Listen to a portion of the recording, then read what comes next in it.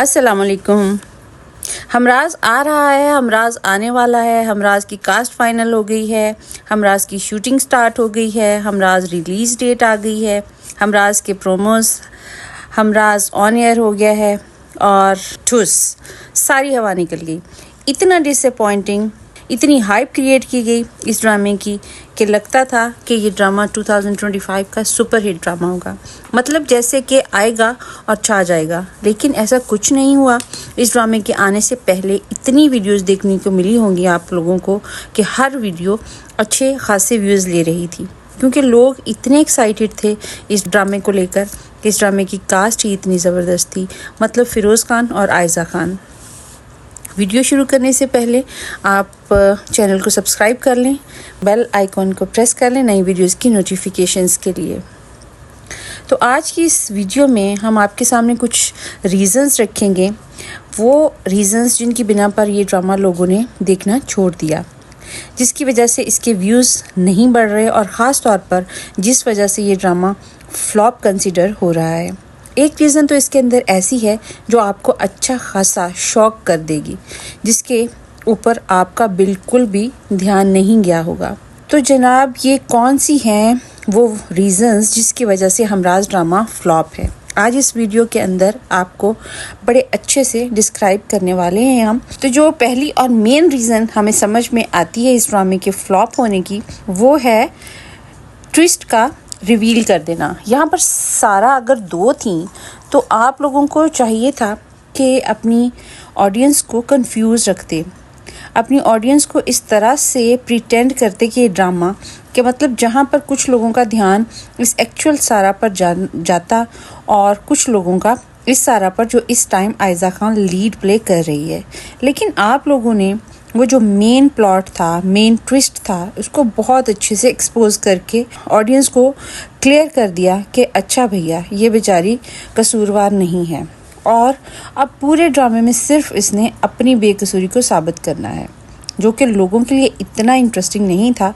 ये ज़्यादा इंटरेस्टिंग होता कि आप ऑडियंस को कंफ्यूज रखते और आयज़ा खान को भी कुछ ना कुछ ऐसी हरकतें करते हुए दिखाते इसके कैरेक्टर सारा को, कि जहाँ पर आपने कभी शक इस पर जाता और कभी शक आपका उस सारा पर जाता।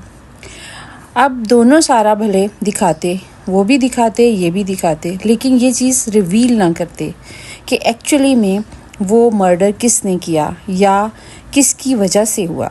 बहुत सारी ऑडियंस ने तो इस ड्रामे के अंदर इंटरेस्ट इसी मोमेंट में छोड़ दिया था जब आप लोगों ने एक्सपोज कर दिया कि असल में जो सारा थी जिसके भाई ने मारा, मतलब आपने इनफैक्ट सारी की सारी स्टोरी ही रिवील कर दी।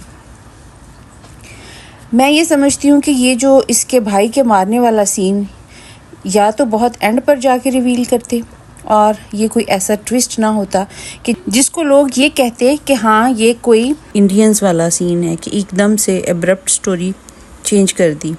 ऐसा पाकिस्तानी ड्रामों में भी अब होता है कि जहाँ पर आपने अपने मेन पॉइंट को रिवील नहीं किया तो ड्रामा इंटरेस्टिंग बन गया।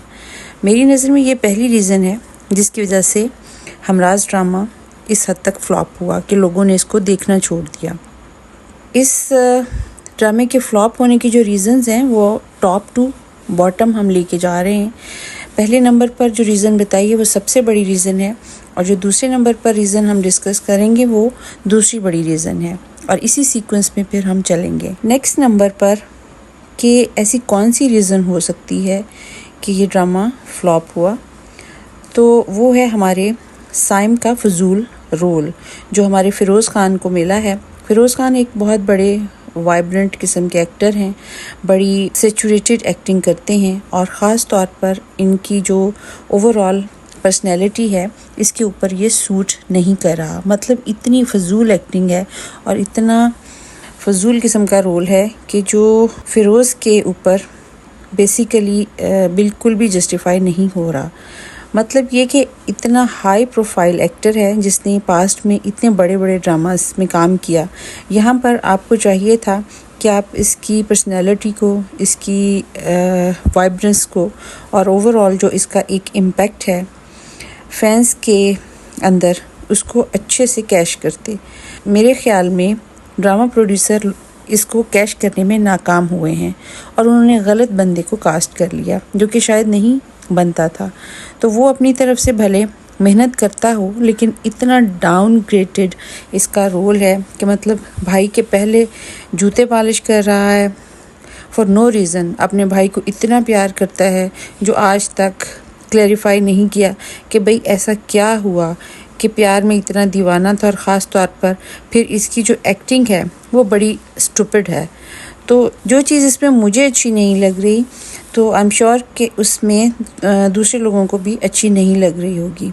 और हमने बहुत सारे लोगों से पूछा भी है इंटरव्यूज़ के ज़रिए और इंडिविजुअली भी कि आपको फ़िरोज़ का रोल कैसा लग रहा है, तो किसी एक ने भी ये नहीं कहा कि मुझे तो बड़ा इंटरेस्टिंग रोल लग रहा है। आप फ़िरोज़ की पर्सनैलिटी के तौर पर उसके फ़ैन तो हो सकते हैं इसके पास्ट के ड्रामास की वजह से, वो अलग बात है कि आपको ये बात अच्छी ना लग रही हो।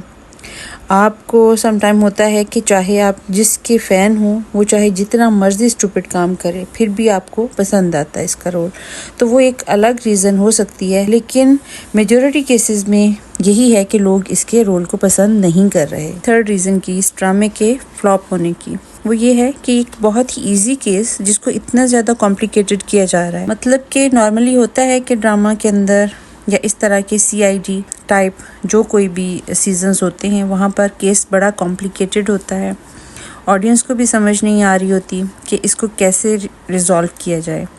यहाँ पर जिन लोगों ने केस क्रिएट किया है वो तो कोई बेवकूफ़ भी होगा, देख रहा होगा ये ड्रामा तो इजीली रिज़ॉल्व कर सकता है कि अच्छा यार किसका कसूर है या क्या सीन है। तो आप अपनी ऑडियंस के सामने कोई ऐसा केस रखते जिससे ऑडियंस भी हैरान होती कि हाँ बात तो बड़ी इंटरेस्टिंग है, देखते हैं कि इसका रिज़ल्ट क्या निकलता है। क्योंकि अगर हम नेटफ्लिक्स की भी बात करें तो जितने भी वहाँ पर इस तरह की थ्रिल्स बेस्ड ड्रामा दिखाए जाते हैं या जो ऐसे सीन जहाँ पर कोई बड़ा मर्डर हो जाता है, इसको रिज़ॉल्व करना तो वो बड़ा इंटरेस्टिंग वे में इसको प्रेजेंट कर रहे होते हैं और केस को कॉम्प्लिकेटेड करते चले जाते हैं। यहाँ पर तो शुरू में ही पता चल गया था कि क्यों नहीं ये पुलिस ऑफिसर जो है वो प्रॉपर फ़ोन को ट्रैक कर पा रहा। इसने पहले तो सारा कोई कैरेक्टर को पकड़ लिया, एक फ़ोन एक मिस कॉल बेस पर, जिस पे एक्चुअली इतनी ज़्यादा कॉल्स हुई थी कि जो कॉल डाटा निकले तो कोई बेवकूफ़ भी बता सकता है कि वो इस नंबर पर ट्रेस हुई है और इस नंबर पर वो इतनी ज़्यादा कन्वर्सेशन करता रहा है, भले नंबर बंद ही क्यों ना हो। तो आप इसकी बेस पर इस चीज़ को ट्रैक कर सकते थे जो कि बड़ा इजी था। और इसके बाद इस केस को मज़ीद कॉम्प्लिकेटेड नहीं बनाया गया, उल्टा ये दिखाया गया कि जैसे ये बहुत बड़ी बात है और फिर आपने इतना स्टूपिड सा लॉयर दिखा दिया। इतने ये वेल सेटल्ड लोग हैं जो सारा के घर वाले, और फिर वहाँ पर जो इसका हस्बैंड भी, तो वो इतने स्टूपिड से लॉयर के साथ लगा हुआ है। तो ये सारी चीज़ें इस ड्रामे को मिलकर काफ़ी ज़्यादा फजूल बना रही हैं। इनफैक्ट हमारी कुछ जानने वाले हैं जो 15-16 साल की एज के हैं, वो भी देखकर यही कहते हैं कि ये बहुत ही बोरिंग ड्रामा है। नॉर्मली होता ये है कि जो कम उम्र के बच्चे होते हैं इनको इस तरह की स्टूपिड चीज़ें पसंद आ जाती हैं, इस एज ग्रुप के लोगों को भी ड्रामा पसंद नहीं आ रहा। इसके बाद इसकी नेक्स्ट रीज़न फ्लॉप होने की वो है आयज़ा खान का एजेड फिलर होना। वो बिल्कुल आपने ठीक सुना, आयज़ा की फॉलोइंग इस वजह से इसके साथ जुड़ी हुई है क्योंकि आयज़ा जो है वो ग्लैमर में हमेशा टॉप पे रही है और ऐसे में अपनी खूबसूरती की वो जो जौहर दिखाती है वो हमेशा अपने ड्रामों के अंदर बहुत ज़्यादा प्रोमिनेंट रही है। लेकिन इस ड्रामे के अंदर वो थोड़ा सा एज का इफ़ेक्ट उस पर नज़र आ रहा है, इवन कि बहुत सारी जगहों पर जहाँ पर मेकअप भी किया होता है अपनी उम्र से बड़ी लग रही है, और बहुत सारी जगहों पर तो इनका रोल ऐसा है कि मेकअप करना बनता नहीं है, जिस वजह से वो ज़्यादा नुमायाँ हो रही है। नॉर्मली ड्रामा के अंदर चूँकि वो अपने आप को full time up to date रखती हैं, इनका रोल ऐसा होता है जैसे मेन ड्रामा के अंदर भी थोड़ा बहुत एज का इफ़ेक्ट था।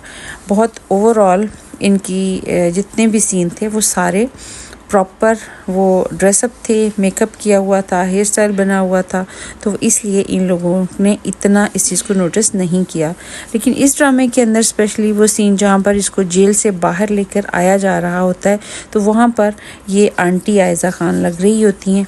चलें ठीक है, एक्टिंग स्टूपिड है, कोई एज का इफ़ेक्ट नज़र आ रहा है या फिर कोई क्रिंज रोल ही भले प्ले कर रहा है, लेकिन फिर भी आप वो देखते हैं क्योंकि स्टोरी ओवरऑल इंटरेस्टिंग होती है।